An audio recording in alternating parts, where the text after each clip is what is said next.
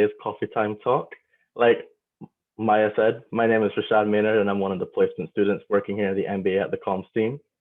Today's Coffee Time Talk is about the Young Marine Biologist Ocean Decade Writing Challenge, which was launched at last year's YMB Summit. The competition received 27 entries from across the world, which were divided into two age categories, 15 to 18 and the 14 and under categories. The entries were judged by our amazing panel of judges,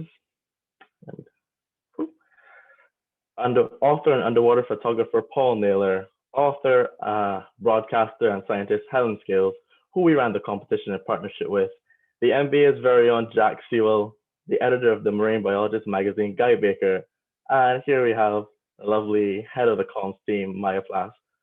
Also not pictured is Julie Dando, natural history book publisher. The two top entries for the competition have recently been published in an article for the Guardian Seascape titled Dare to Believe.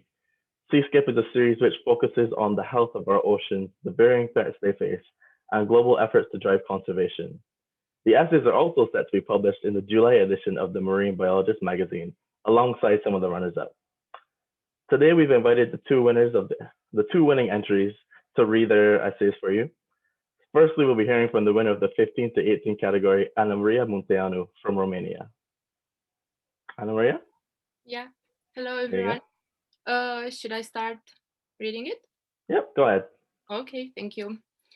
Ocean, ocean. What's so awesome about it? It's just water, Anna. You can be obsessed with water. I assume you get to hear it a lot too.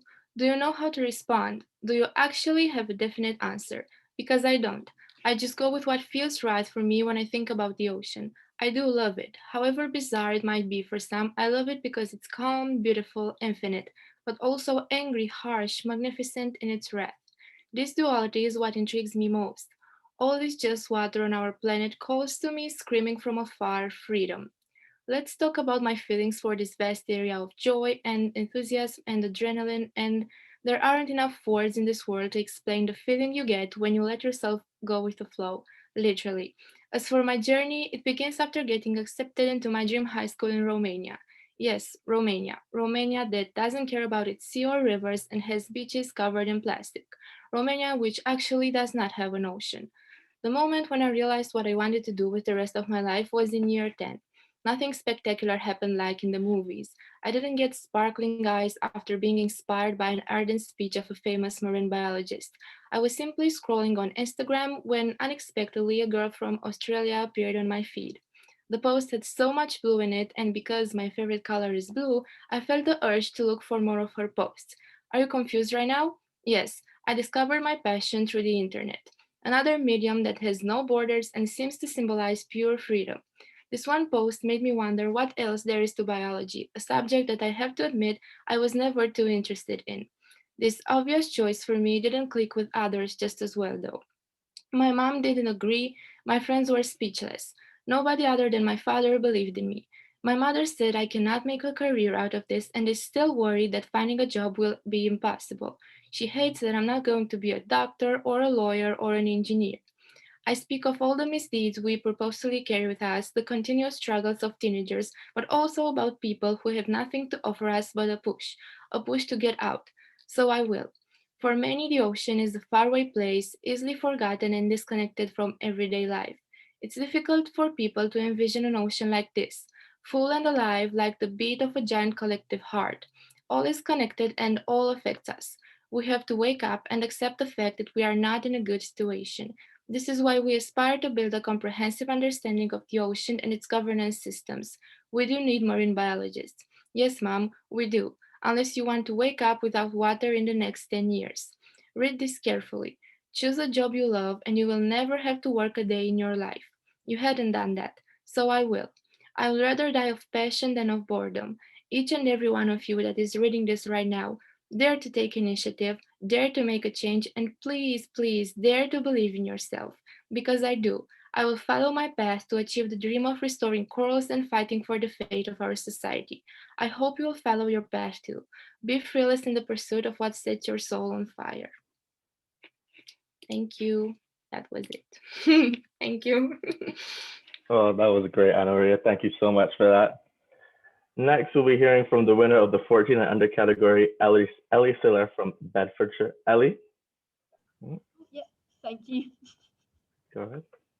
Quickly, come quickly. The otters are back. My voice rings out around the house, inciting a scramble for shoes and a race to the door. My family and I pile outside, then make lots of noise fishing each other, before settling into an awed silence as we witness an otter devouring its latest victim, a sizable shanny. I've often seen otters whilst on annual holidays in Kildonan, Arran, in Scotland, but each new sighting is almost as exciting as the first. During their time on shore, otters chase around rock pools, tease unsuspecting fish from their hiding places, and find some comfy basalt rock to sit on whilst enjoying their meal. But they never stay long, soon swimming out to sea in search of more food. Otters eat 15 to 25% of their own body weight every day, and they snack on crabs, clams, fish, and urchins any chance they get. When walking along the beach, I can often find broken shards of urchin shells along the strand line, but by far the best chance to get a good look at complete urchins is by snorkeling. Edible sea urchins live on the seabed up to 40 metres deep, but at low tide I can usually find some nestled in cracks and crevices in water barely a metre deep. I take a deep breath and dive down for a closer look. My hands search the rocky surroundings for wedges to hold myself down to the shallow seabed. Now, secured in position, I can observe the urchin. Urchins are grazers, feeding on many things such as barnacles, plankton, mussels, and algae. One such algae is oarweed, a brown seaweed commonly referred to as kelp. Oarweed is broad as a broad body which separates into finger-like digits, hence the Latin name Laminaria digita. Once I have swum out to deeper waters, the tangling masses of loose seaweed give way to swathes of kelp forest, with just enough room between the surface of the water and the seaweed for me to glide over. Oarweed grows very fast, increasing by up to 5.5% in size per day. While kelp forests make up a large proportion of Arran's seabed, there is another habitat that is equally rich in wildlife: merle beds. Merle is a collective term for certain red coralline algae that grow on the seabed. There are three main species found in the UK, two of which I have seen in Arran, Phymatolithon calcareum and Lithothamnion glaciale. I plunge down into the water, but merle tends to grow at least 3 metres deep, so by the time I have a clear view, I don't have long to explore my surroundings before having to return to the surface. The main way in which merle reproduces is through fragmentation. Pieces of merle attached to sugar kelp could be transported considerable distances during storms, allowing merle to colonise new areas. Merle beds support an incredible biodiversity, providing a nursery for junivars of many species. The formation of a substantial merle bed could take an extremely long time, however, as individuals only grow at 2 centimetres a decade. However, it could be decimated in days. Dredging exploits the rich resources of prawns and scallops, ripping up countless tons of fresh merle and leaving behind a barren waste resembling a freshly ploughed field. In 2008, Arran's Lamlash Bay no-take zone became the first community-led marine reserve in Scotland, with a 50% improvement in biodiversity noted in the first decade. This 2.67 kilometre square marine reserve protects one of the largest merle beds in Scotland, which has probably been growing since the last ice age. Building on the achievement of the no-take zone, protection of a further 280 kilometres squared around Arran's coast, including Kildonan, was proposed in 2012, with legal enforcement in 2016 outlawing dredging. This is what we can achieve in a short space of time. So yes, these habitats grow slowly. Yes, they can be destroyed in mere moments. So in less than a decade, we could protect them for centuries to come.